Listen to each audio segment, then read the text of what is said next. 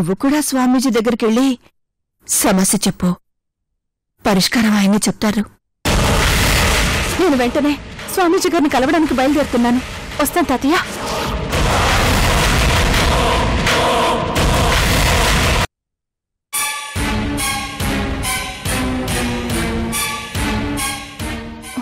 స్వామి, ఒక్క నిమిషం. స్వామి, స్వామీజీ గారు ఎక్కడా? ప్రస్తుతం ఆయన ఆశ్రమంలో లేరమ్మా. అవునా? అవునమ్మా. ఎవరో వస్తే వాళ్లతో మాట్లాడుతూ ఇప్పుడే అలా వెళ్లారమ్మా. రావడానికి కాస్త సమయం పట్టొచ్చు.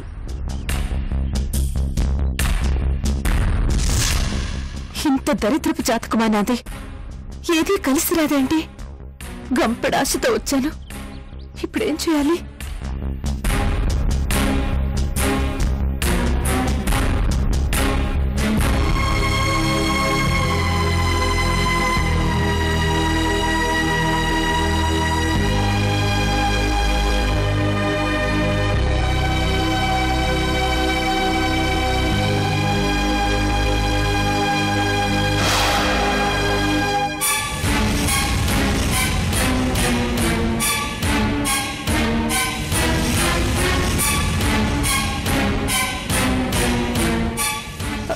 ఇది ప్రతాప్ కారు. ఇక్కడెందుకుంది? అంటే తను కూడా స్వామీజీ దగ్గరకు వచ్చాడా? అంటే స్వామీజీతో వెళ్ళింది ప్రతాప్ అన్నమాట.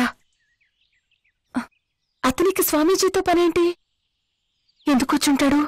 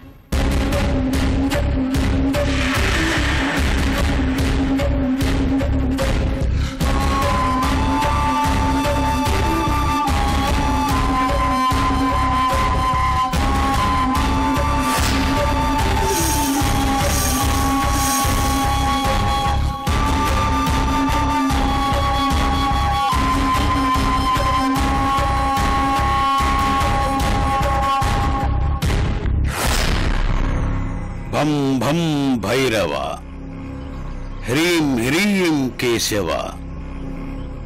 భం భం భైరవ, హ్రీం హ్రీం కేశవ.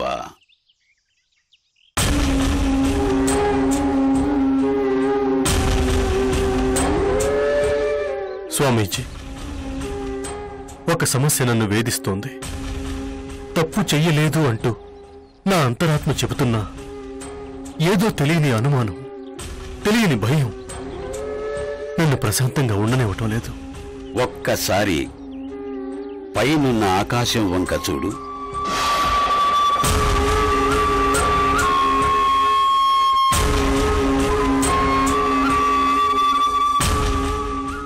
ఎలా ఉంది? ప్రశాంతంగా ఉంది. అంటే దానికి సమస్యలేవీ లేనట్ట కాదే?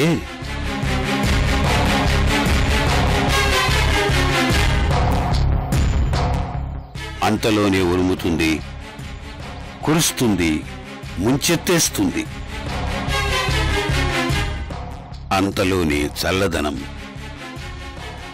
ఆ వెంటనే భగభగమండే వేడి, చూస్తూ ఉండగానే వణికించే చలి. ఇన్ని అనుభూతుల్ని తనలో దాచుకుని పైకి ఎలా ప్రశాంతంగా కనిపిస్తోందో చూడు. జీవితం అనేది సమస్యల హారం. సమస్యల్లేని జీవితం ఉండదు. సమస్యలే లేకపోతే జీవితమే ఉండదు.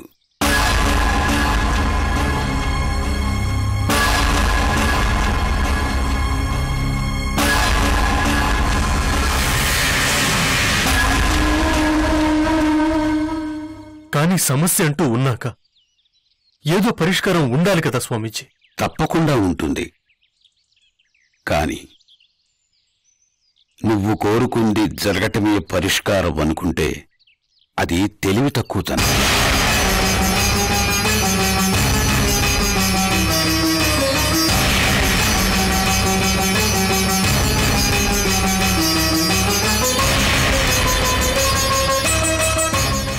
ఆకలికి పరిష్కారం కడుపు నిండటం.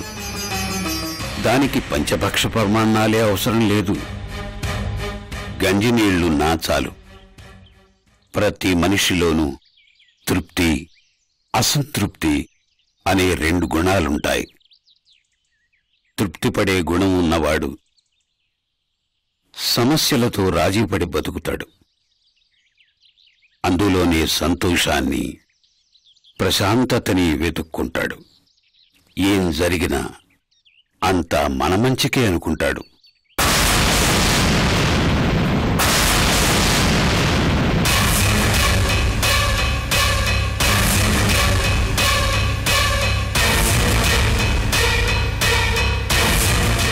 అదే అసంతృప్తి గుణం ఉన్నవాడైతే స్వర్గలోకంలో ఉన్న ప్రశాంతంగా ఉండలేడు. ప్రతిదీ సమస్యగానే కనపడుతుంది. వాడి జీవితం అంతే. ఏడుస్తూనే ఉంటాడు, ఏడుస్తూనే చస్తాడు. అలాంటి వాళ్లను చూసి జాలిపడటం తప్ప ఎవ్వరూ ఏమీ చేయలేరు.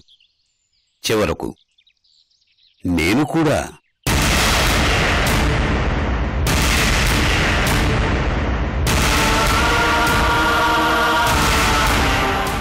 స్వామీజీ, నన్ను మీరు వదిలించుకోవాలని చూస్తున్నారా? నేను చెప్పింది అర్థమైతే నువ్వే నన్ను వదిలి వెళ్ళిపోతావు. స్వామీజీ, నా సమస్య తృప్తి అసంతృప్తులకు సంబంధించింది కాదు. తప్పు ఒప్పు, మంచి చెడు, న్యాయం అన్యాయాలకు సంబంధించినదే.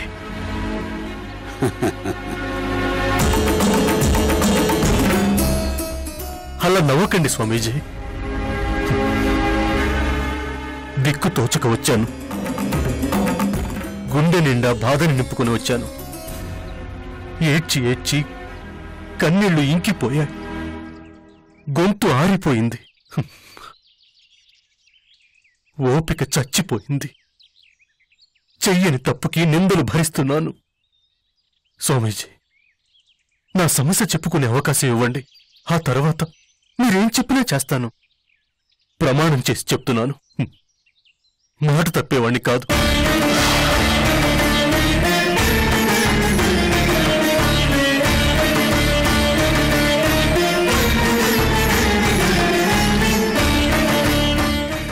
బం బం భైరవ, హ్రీం హ్రీం కేశవ.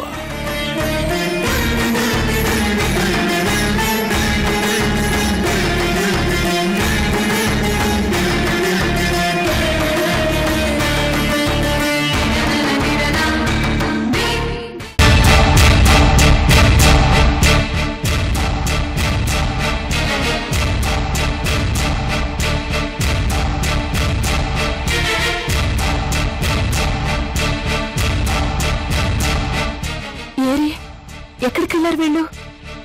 ఎటెళ్ళుంటారు?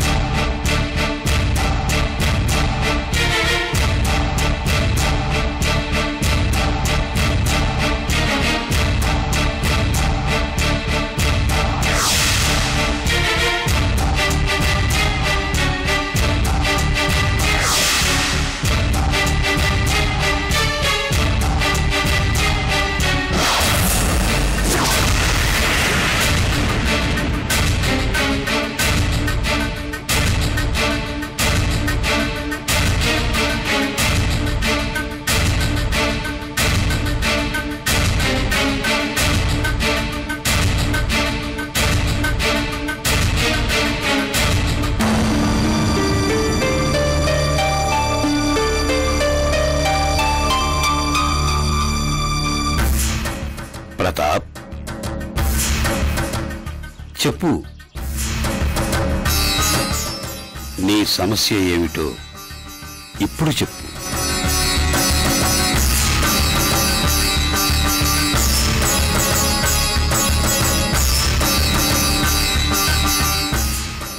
స్వామీజీ, నాకు దేవుడు అన్యాయం చేశాడు. సంధ్యకు బిడ్డలకనే రాత లేకుండా చేశాడు. అది దేవుడు చేసిన అన్యాయం కాదు, మృణాళిని చేసిన అన్యాయం. అందుకు దేవుణ్ణి నిందించకు. అది కాదు స్వామీజీ, ఆ దేవుడు తన బ్యాంక్ అకౌంట్లో ఉన్న బ్యాలెన్స్ని బట్టి మనిషి తన జీవితాన్ని ప్లాన్ చేసుకుంటాడు. దేవుడి దగ్గర ఉన్న మన అకౌంట్లో పాపపుణ్యాలను బట్టి దేవుడు మన నుదుటి రాత రాస్తాడు.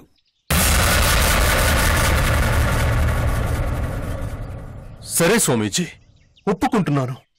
సంధికి బిడ్డలు పుట్టే అవకాశం లేకుండా అన్యాయం చేసింది ఆ మృణాలినియే. ఆ తర్వాత మృణాలిని చేసిన తప్పుకి బదులుగా సందీప్ తన బిడ్డని మాకు దానం చేశాడు. ఆ బిడ్డ మీద సంధ్య చాలా ఆపేక్ష పెంచుకుంది. కాని అర్ధాంతరంగా వాళ్ళు ఆ బిడ్డని లాక్కెళ్ళిపోయారు. అది తట్టుకోలేక సంధ్య పిచ్చిదైపోయింది. ఏం చెయ్యాలో తోచలేదు. అనాథాశ్రమానికి వెళ్లి ఓ బాబుని దత్తత తీసుకున్నా. సంధ్య కంటే ఎక్కువగా నేను ఆ బాబు మీద ఆపేక్ష పెంచుకున్నాను. వాణ్ణి గుండెల్లో పెట్టి పెంచుకుంటున్నాను. వాడే నా ప్రాణం అనుకుంటున్నాను.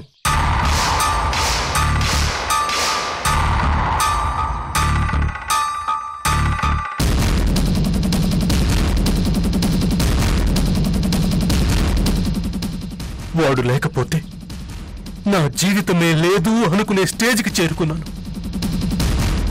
ఆ పరిస్థితుల్లో ఓ చేదు నిజం తెలిసింది. నేను దత్తత తీసుకుంది తప్పిపోయిన రూపబాబునే అని తెలిసింది.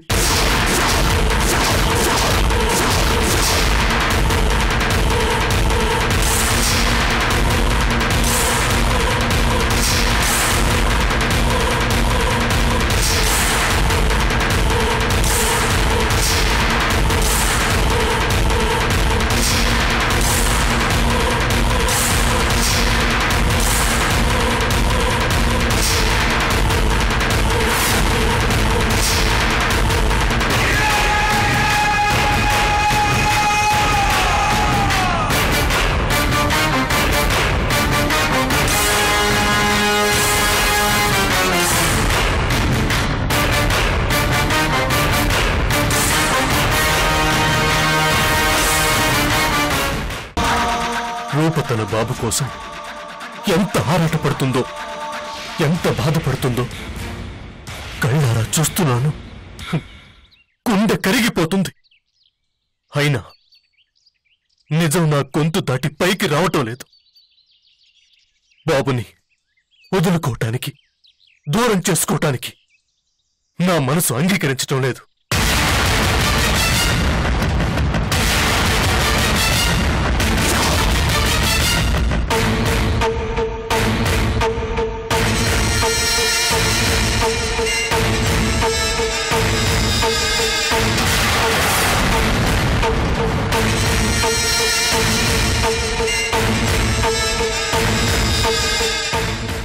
కన్న తల్లి నుంచి బాబుని దూరంగా ఉంచటం పాపమే.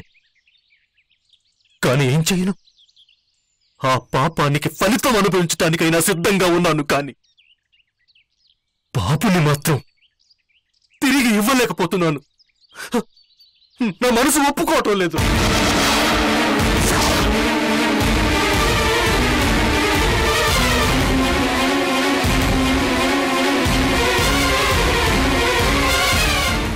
స్వామీజీ, నిజం చెప్తున్నాను. బాబుని దత్తత తీసుకునేటప్పుడు నాకు తెలీదు వాడు రూపబాబేనని. ఒకవేళ తెలిసి ఉంటే అప్పుడే వాణ్ణి రూప చేతుల్లో పెట్టుండేవాణ్ణి.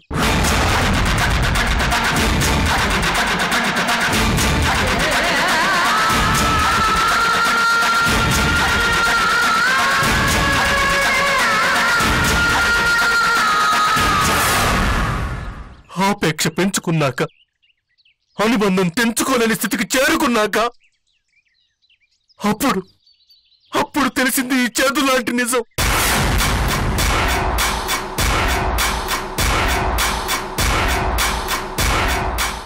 అప్పటినుంచి ఏ క్షణాన ఈ నిజం బయటపడుతుందో, ఎప్పుడు బాబుని రూపం ఎత్తుకుపోతుందోనని బిక్కు బిక్కుమంటూ భయంతో బతుకుతున్నాను స్వామీజీ.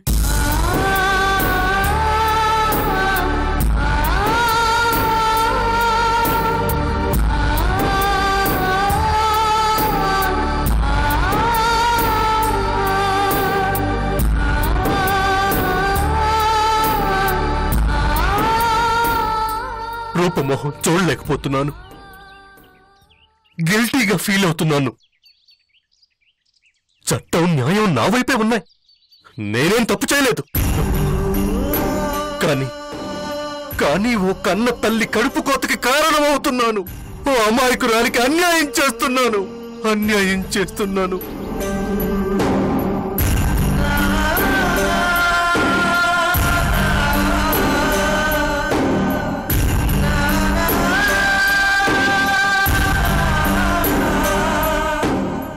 నా సమస్య ఏంటో మీకు అర్థమైందిగా స్వామీజీ. మీకు సరెండర్ అయిపోతున్నాను. నన్నేం చేయమంటారో చెప్పండి స్వామీజీ, చెప్పండి.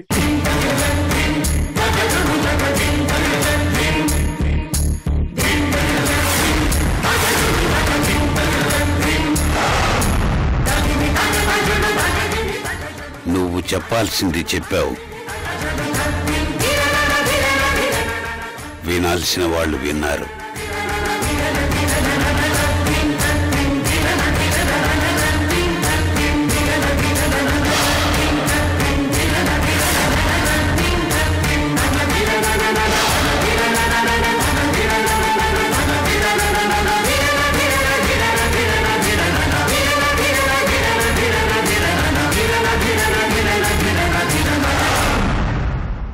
ఆ పైవాడు విన్నాడు. న్యాయమేదో అన్యాయమేదో ఆయనే తేలుస్తాడు. మరి ఇప్పుడు నన్నేం చేయమంటారు స్వామీజీ? నీ మనస్సాక్షి ఎలా చెబితే అలా చెయ్యి. అంతకు మించి నేను మాత్రం ఏం చెప్పగలను?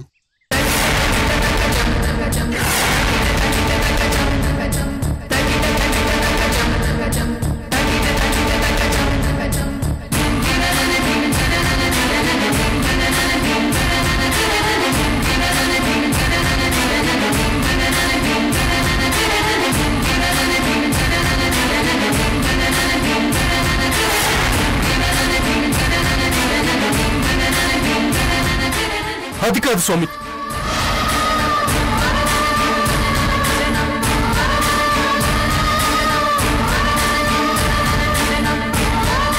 స్వామీజీ స్వామీజీ స్వామీజీ స్వామీజీ స్వామీజీ స్వామీజీ స్వామీజీ స్వామీజీ స్వామీజీ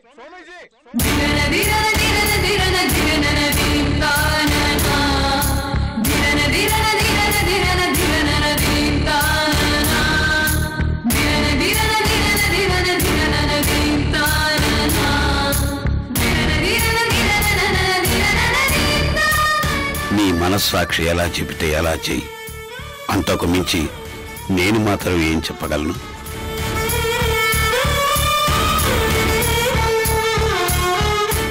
నీ మనస్సాక్షి ఎలా చెబితే అలా చెయ్యి.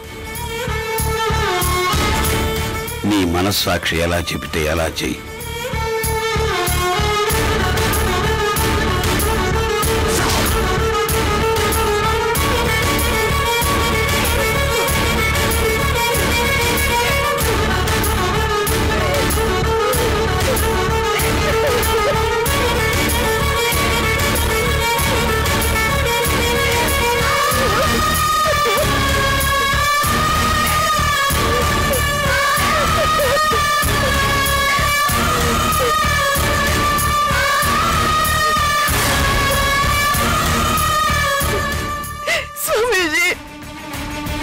మనోవాంఛ ఫలసిద్ధిరస్తు.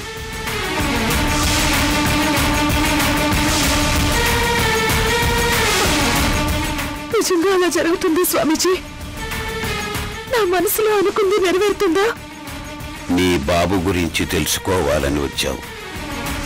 ఆ కోరిక నెరవేరిందా లేదా?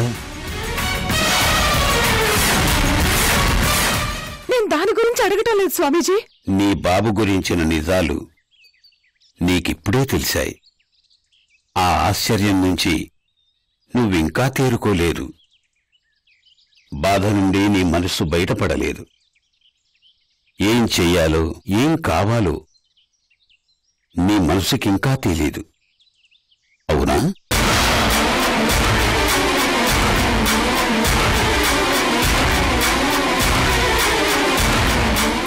ఇది చిన్న విషయం కాదు. ఆషామాషిగా తేలే వ్యవహారం కాదు. కొన్ని జీవితాలతో ముడిపడ్డ సమస్య. కొన్ని జీవితాల్నే బలి కోరుకునే సమస్య.